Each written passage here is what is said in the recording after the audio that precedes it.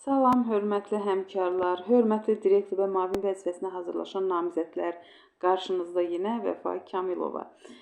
Bugün çalışacağım sizlər üçün, belə deyək də, iş prosesində hazırda direktor və müavin çalışan həmkarlar və yaxud da ki, bu vəzifə üzrə üçün hazırlaşanlar gələcəkdə istifadə edəcək ən çox sənədlərdən biri.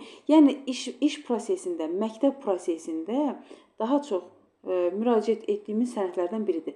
Dərsdənkənar məşğələlərin təşkili qaydası. Necə təşkil olunmalıdır? Mən sizə bunu qısa yolla və ən çox hansı sual verilə bilər imtahanda, həmin hissələri sizin nəzərinizə çatdırmağa çalışacağım. Amma xahiş edirəm, YouTube kanalımıza abunə olun və bəyənin ki, dərslərimizin miqdarı çoxalsın. Demək, neyniyək? Başlayaq dərsdənkənar məşğələdən. Mən sizə dərnəklər haqqında da məlumatlar verəcəm. Çünki dərsdənkənar məşğələ ilə dərnəkləri müqayisəli şəkildə düşünürəm ki, izah eləsəm daha yaxşı olar. Bəzən çünki arasında, iki sənəd arasında qarışıqlıq yarana bilir müdavimlərdə. Demək, hər ikisi şagirdin meyl və marağına, onların potensial imkanlarına uyğun təşkil olunur. Hər ikisi şagirdlərin yaradıcılıq qabiliyyətinin inkişafına yönəlmiş məşğələ formasıdır. Onların biliklərinin genişləməsi, yaradıcılıq qabiliyyətinin inkişafı və peşə yönünə yönəlmiş məşğələ formasıdır. Və burada da qeyd olunur ki, iqtisadi və maliyyə savadlığı, mənəviyyat, insan hüquq və azadlıqları, həyat fəaliyyətinin təhlükəsizliyi üzrə bilik və bacarıqların mənimsənilməsinin təmin edilməsi müvafiq dərsdənkənar məşğələlər vasitəsilə həyata keçirilə bilər. Ən çox müsahibələrdə sual verilə bilər. Nədən? Dərsdənkənar məşğələlər ən az neçə şagird sayı ilə təşkil oluna bilər? 8. Bu 8 şagird sayı nə deməkdir? Bəzən səhv anlaşılır. Elə bilirlər ki, məsələn, bir sinifdən 8 nəfər cəlb olundusa da, bu tamdır da, belə ola bilər. Belə deyil. Dərsdənkənar məşğəliyə bütün sinif cəlb olunur. Dərnəkdən fərqli olaraq, dərnəkdən seçilir uşaqlar. Onlar marağına uyğun olaraq seçilir. Dərsdənkənar məşğəliyə bütün sinif cəlb olunur. Bu 8 nəfər nə deməkdir? Deməli, ucqar kəndlərdə ən çox qarşılaşırıq da, bundan eşidirik ki, uşaq sayları çox az olur da. Məsələn, sinifdə 8 şagirddən az şagird sayı varsa da, bu sinifə dərsdənkənar, yəni fakultativ məşğələ verilə bilməz. Bu cümlə onu demək istəyir. Bunun mənası odur. Belə verilə bilər. Digər siniflərlə birləşdirilə bilər. 2, hətta 3 siniflə birləşdirilib birgə fakultativ təşkil etmək olar. Yenə, onlarda da şagird sayıları azdır. Bu sinifdə də, məsələn, 7-ci sinifdə şagird sayı 7 nəfərdir. Digər birləşdiririk 8-ci siniflə və yaxud da 6-cı siniflə. Yəni, yaxın siniflərlə birləşdirə bilərik. Amma yenə 1 saat fakultativ, tutaq ki, 7-ci sinif 1 saat fakultativ verilirsə də, 6-cı sinifdə də 1 saatdır. Yəni, zaten 1 saat olacaq. Yəni, birləşdiriləndən sonra onlara 2 saat verilmir. Zaten 1 saat olacaqdır. Amma yenə də bu şagirdlər digər sinifə birləşdirilə bilər. Məsələn, 7-ci sinif, 6-cı siniflə. Fərqi yoxdur. 8-ci sinif, 7-ci sinif, heç bir bunun fərqi yoxdur. Sadəcə olaraq, yəni, birləşdirmə. Bax, bu 8 nəfər o deməkdir. Bir də ki, paralel siniflərdə təhsil alan şagirdlər müxtəlif mövzulu dərsdənkənar məşğələ qruplarına komplektləşdirilə bilər. Dərsdənkənar məşğələ ən vacib məqamlardan biri. Baxın, müavin, dərs bölgüsü. Ümumiyyətlə, dərs bölgüsü demişkən, bunu da nəzərinizə çatdırım ki, bax, bunu da çox sual verirlər mənə. Dərs bölgüsünü müəllimə kim aparmalıdır? Baxın, tövsiyə olunur ki, dərs bölgüsü verilsin fən metod birləşmələrinin tərkibinə. Yəni, fən metod birləşmələrinin tərkibində bölünsün. 3 müəllim var, tutaq ki, riyaziyyat fəninə, misal üçün, və yaxud da 5 müəllim var. Öz aralarında bölə bilərlər dərs saatlarını, amma sözsüz ki, onlara tədris planı, məsələn, indi hal-hazırda heç nə bilirsiniz də, gizli deyil. Tədris planı hər yerdə paylaşır, hamının məlumatı var. Məsələn, hansı sinifdə neçə saat dərs var. Sinif sayını da bilirlər və müəyyən qaydalar var da. İndi orada tutaq ki, bala uyğun bölünməsi, bu uyğunluq gözlənilməlidir. Bu formada əslində öz aralarında onları təlimatlandırıb öz aralarında bölünmə, dərs saatının bölünməsi üçün onlara təqdim oluna bilər. Və əlbəttə ki, sonradan müavin demək bölgü aparılır, müavinə təqdim olunur, müavin nəzarət eləyir. Sonra bir dəfə də direktor nəzarət eləyir. Əgər heç bir belə deyək də, hansısa sənədləşmə aparılmayıbsa da ki, hansı müəllimlə bağlı, dərs saatı bu formada bölünəcək. Yox, ola bilər ki, tutaq ki, belə bir sual da verilə bilər də sizə. Bir müəllim sertifikasiyadan 60 bal toplayıb. Siz o müəllimə aşağı dərs saatı verə bilərsinizmi? Yenə deyirəm, dərs bölgüsündə balı nəzərə alırıq. Amma elə hallar ola bilər ki, bal nəzərə alınmaya bilər. Bəs bu hansı hallardır? Məsələn, il boyu dərs dinləmələr aparılır.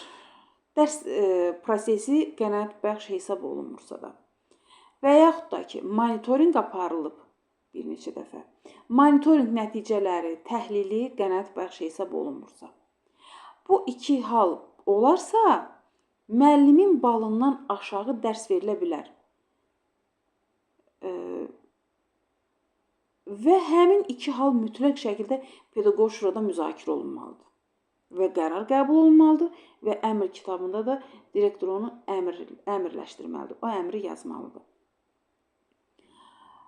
Bir də, məsələn, əgər dərs saatı varsa belə, dərs saatı olmayanda zaten balından aşağı olur. Bəzən deyirlər ki, mənim balım bu qədərdir, amma dərs saatım balıma uyğun deyil, azdır. Dərs saatı olmayandan sonra necə olmalıdır? Bu, belə olmalıdır. Yox, əgər dərs saatı varsa, normal, əslində ona balına uyğun dərs verə bilərsiniz, amma verilməyəcək. Niyə verilməyəcək? Yenə dediyim kimi, iki halı əsas götürüb, amma sənədləşməsini aparmısınızsa da, balından aşağı dərs saatı verə bilərsiniz. Biraz mövzudan yaymış olduq, amma yeri gəlmişkən istədim bunu da qeyd edeyim. Çünki müsahibələrdə sual verilə bilər. Bir də belə bir sual verilir ki, müavinlərə verilmişdi əvvəlki illərdə. Dərs cədvəlini qurursunuz, dərs bölgüsü aparırsınız, dərs bölgüsünü nəzarət edirsiniz. Sizin əlinizin altında hansı sənəd olmalıdır?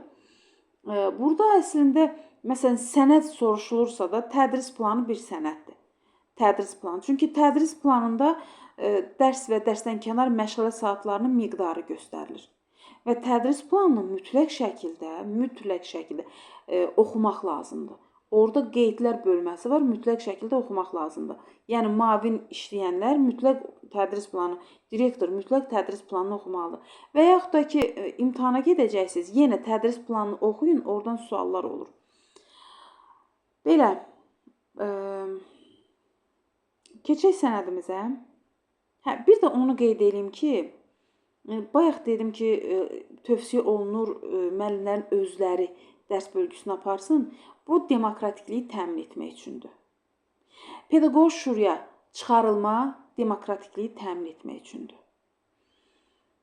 Bilirsiniz ki, pedaqoq şuranın qərarını heç bir qurum dəyişə bilməz. Pedaqoq şuranın qərarını direktor dəyişə bilməz. Pedaqoq şuranın qərarını digər, belə deyək, tabe olduğunuz qurumlar dəyişə bilməz. Pedaqoq şuranın qərarını məhkəmə dəyişə bilər. O da nə zaman? Araşdırılıb, məsələn, hansısa bir problem yaşanıb, məhkəməyə müraciət olunub, məhkəmə araşdırıb, o pedaqoq şuranın təşkilində hansısa bir uyğunsuzluq, hansısa bir pozuntu aşkar eləyərsə, o zaman həmin qərar ləğv oluna bilər. Yoxsa digər hallarda pedaqoq şuranın qərarını heç kim ləğv eləyə bilməz. Çünki kollegial idarəetmə orqandır, ali idarəetmə orqandır pedaqoq şura. Pedaqoq şura nə üçün təşkil olunur? Müəssisədə demokratikliyi təmin etmək üçün təşkil olunur. Baxın, deyirik ki, bunlar hamısı müsahibə suallarıdır. Deyirik ki, təhsil verən də, təhsil alan da, valideyn də. Hər üçünün idarə etmədə iştirak etmək hüququ var. Bu nə deməkdir? Valideyn necə idarə etmədə iştirak edə bilər? Baxın, bilirsiniz ki, məktəbin valideyn komitəsi var. Həmin valideyn komitəsinin sədri pedaqoq şuranın üzvüdür. Məktəbdə valideynlər öz fikirlərini, təkliflərini O valideyn komitəsinin tərkibində iclasda müzakirə edib, orada qərar qəbul edib, valideyn komitəsinin sədri də onu pedaqoji şuraya çıxara bilir. Gördünüz?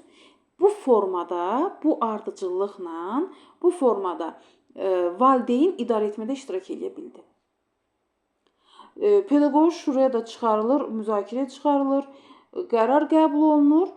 Qərarda da yenə qəbul olunubsa da həmin belə deyək də fikrimi deyim, təklifimi deyim, qəbul olundusa da həyata keçiriləcək və yeri də gəlmişkən onu da deyim, direktor da pedaqoji şuranın qərarının həyata keçirilməsinə nəzarət etməlidir. Çünki hər pedaqoji şurada birinci direktor bununla bağlı hesabat verməlidir. Hesabat verməlidir ki, bundan əvvəlki pedaqoji şuranın qərarları hansı formada icra edildi? Belə. Gördünüz, bu formada idarə etmədə iştirak elədi. Bu da demokratikliyi təmin edir. Mövzumuza qayıdaq.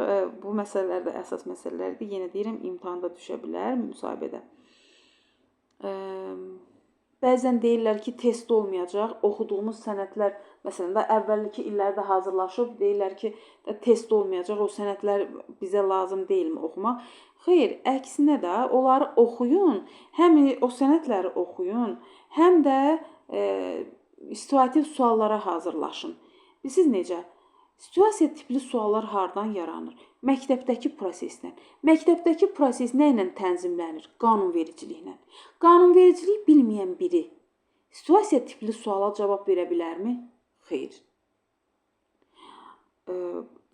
Deməli, dərsdənkənar məşğələmizə qayıdaq. Dərsdənkənar məşğələ saatlarının miqdarı həftəlik saatların maksimal miqdarının 20%-dən çox ola bilməz. Bu, Ümumi Təhsilin Dövlət Standartları adlı sənəd var, oxuyanlar bilir. Həmin sənəddə də öz əksini tapır. Bu nə deməkdir? Bir müəllimin bir həftədə neçə saat dərsi var? Ona verilən fakultativ 20%-dən çox olmamalıdır. Həmin dərs saatının 20%-dən çox olmamalıdır. Zəruri halda dərsdənkənar məşğələ saatları fənnin tədrisinə ayrıla bilər. Onu da qeyd edeyim ki, məşğələlərin saatları tədris planı ilə müəyyən edilir.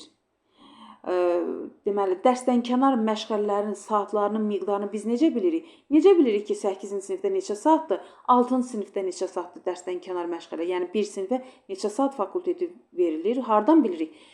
Tədris planında. Tədris planı nədir? Tədris planı dərs və dərsdənkənar məşğələ saatlarının miqdarını bizə göstərən bir sənəddir. Tədris planı hər il Təhsil Nazirliyi tərəfindən təsdiq olunur, yerlərə də göndərilir. Dərnəyin saatları necə müəyyən olunur? Müsahibədə verilən sualdır. Dərnək saatları məktəbdə sinif sayı ilə müəyyən edilir. Sinif sayına uyğun dərnək saatları müəyyən edilir. Dərsdənkənar məşğələ saatlarının miqdarı necə müəyyən olunur?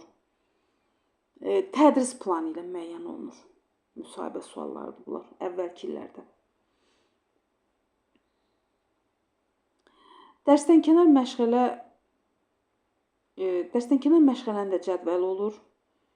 Dərnəyin də cədvəli olur. Dərs saatlarında sözsüz ki, bircə də cədvəli olur. Hər üç cədvəl təsdiq olunur. Görkən yerdən asılır. Görünən yerdən hamı görməlidir. Asılır. Başqa. Deməli, dərsdənkənar məşğələ 1 saatla olduqda ən az 34 saat dərsdənkənar bir il ərzində 34 saat nəzərdə tutulur dərsdənkənar məşğələnin saatı. Bəs dərsdənkənar məşğələ üçün hansı vəsaitlərdən istifadə edək? Həm Təhsil Nazirliyinin tövsiyə etdiyi vəsaitlərdən ola bilər, həm də ki, müəssisədə tövsiyə edilən ədəbiyyatdan istifadə oluna bilər. Deməli, yenə deyirəm, dərsdənkənar məşğələ, pedaqoji, ümumiyyətlə dərs saatı, dərsdənkənar məşğələ, dərnəklər hamısı pedaqoji şuranın qərarı ilə müəyyən edilir. Dərsdənkənar məşğələ dərs saatı kimi sentyabrın 15-dən başlayır. Amma dərnəklər oktyabrdan başlayır. Niyə oktyabrdan? Sual verə bilərsiniz. Səbəb nədir oktyabrdan başlamağına? Çünki sentyabrın 15-i dərs başlamalıdır ki, məktəbdə rahat şəkildə şagirdlər arasında sorğu aparaq, Axı dərnəklər sorğu əsasında formalaşır. Sorğu aparaq. Məsələn, məktəbimizdə hansı dərnəklər təşkil olunacaqsa, həmin sorğuda o dərnəklərin adı göstərilməlidir. Şagirdin meyl marağına uyğun, bacarığına uyğun, şagirdin özünün istəyinə uyğun orada işarələməlidir ki, hansı dərnəyi seçir. Baxın, bu cür təxminən bu formada sorğu aparırıq məktəbdə. Bu proses bir 10 gün davam edənə, onunla bağlı pedaqoji şuraya çıxarıb müzakirə aparıb ondan qərar qəbul edənə gəlir bu sentyabrın 15 günü müddətinə vaxt gedir. Oktyabrın 1-dən artıq fəaliyyətə başlanmalıdır. Yəni oktyabrın 1-nə qədər bütün proses yekunlaşmalıdır, qərar verilməlidir. Oktyabrın 1-dən başlanmalıdır.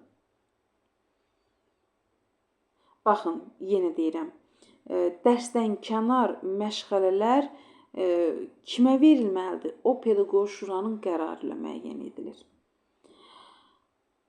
Deməli, məşğələlərin, həmin dərsdənkənar məşğələnin jurnalı olur məktəbdə. Jurnalda mövzu yazılır.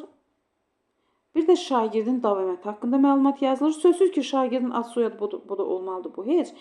Bundan başqa mövzu və davamiyyət yazılır. Yəni, dərsdənkənar məşğələdə qiymət yazılmır. Çünki qiymət aparılmır burada. Dərsdənkənar məşğələnin işinə rəhbərliyi və bu işə nəzarəti tədris işləri üzrə direktor müavin, tədris işləri üzrə direktor müavini aparır. Yəni, tədris işləri üzrə direktor müavini birinci yarım il üzrə, sonra ikinci yarım il üzrə bütün bunu izləməlidir də bu fakulteti və dərnəyi də. Dərnəyi də tədris işləri üzrə direktor müavini nəzarət edir, qiymətləndirməsini aparır illik olaraq, yarım illik olaraq. Və sonda pedaqoji şuraya müzakirəyə çıxarılır. Qənaət bəxşdirsə də davam eləyir, qənaət bəxş deyilsə də növbəti ildə, növbəti tədris ilində həmin müəllimə və yaxud da həmin istiqamətə dərsdənkənar məşğələ, yəni fakultativ nəzərdə tutulmur, əgər qənaət bəxş deyilsə. Bəs dərsdənkənar məşğələni aparan təhsil verənin vəzifəsi nədən ibarətdir? İşi nədən ibarətdir? Nə iş görməlidir? Proqramı həyata keçirir.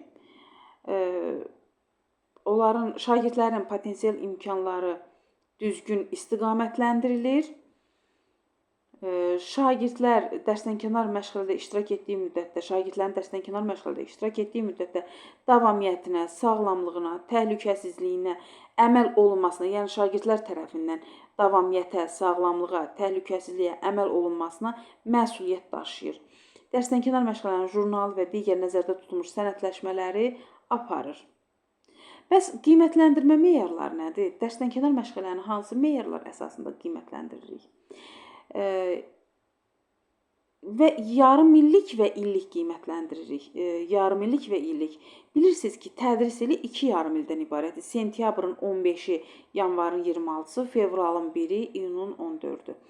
Yəni, birinci yarım ilin sonunda, yanvar ayında, yanvar ayı 26-sından belə deyək də, sonra da müzakirə olunur.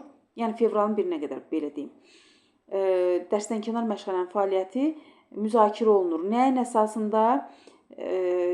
Direktor müavininin, tədris işləri üzrə direktor müavininin həmin yarım il üzrə apardığı qeydlər əsasında qiymətləndirmə aparılır. Deməli, hansı meyarlar üzrə ona baxaq? Məşğələdə iştirak sayı, yəni şagirdlərin sayına, proqramın icrası vəziyyətinə, təlim nəticələrinə, şagirdin təlim nəticələrinə məşğələnin hansı formada təsiri barədə hesabatlar. Deməli, hesabatlar bax bu formada qiymətləndirmə meyarı deməli bunlar oldu. 3 qiymətləndirmə meyarı aparıldı. Məşğələdə iştirak sayı, proqramın icrası vəziyyəti, şagirdə nə qazandırdı? Qısaca belə deyək. Bu 3 əsas qiymətləndirmə meyarımız var. Və bu deməli dedik ki, müavinin hazırladığı, il boyu apardığı, yarım il boyu apardığı deməli qeydlər əsasında dərsdənkənar məşğələnin illik fəaliyyətinin qiymətləndirmə nəticələri pedaqoji şura icrasında müzakirə olunur və burada qərar qəbul olunur. Qənaət bəxşdirsə də növbəti illərdə davam edə bilər, qənaət bəxş deyilsə də dayandırıla bilər. Ümumiyyətlə, fakultetivlərin təşkili qeyri-qənaətbəxş hesab edildikdə müəssisənin direktoru və direktor müavini bu barədə insan tənbihi tədbiri onlar haqqında tədbir görə bilər və yaxud da ki, onlar müəllim haqqında tədbir görə bilər. Belə, bugünkü mövzumuz oldu. Dərsdən kənar məşğələlərinin təşkil qaydaları məktəb prosesi üçün çox vacib sənədlərdən biridir. Uğurlar arzulayıram hər birinizə. WhatsApp üzərindən mənlə əlaqə saxlaya bilərsiniz, hər hansı bir sualınız varsa. Əslində YouTube kanalımızda telefon nömrəmizi yerləşdirmişik. 050 859 34 81 nömrəsi ilə əlaqə saxlaya bilərsiniz. Sizi maraqlandıran hansı mövzunun ümumiyyətlə izahını istəyirsinizsə də, hansı məqam sizi maraqlandırır, nə sualınız varsa da bu nömrə vasitəsilə WhatsApp üzərindən olmağı daha məqsədə uyğundur. Zənglərə çox vaxt cavab vermək olmur, işdə olduğuma görə və yaxud da ki. Amma əsas WhatsApp üzərindən əlaqə saxlaya bilərsiniz. Hələlik gecəniz xeyrə qalsın.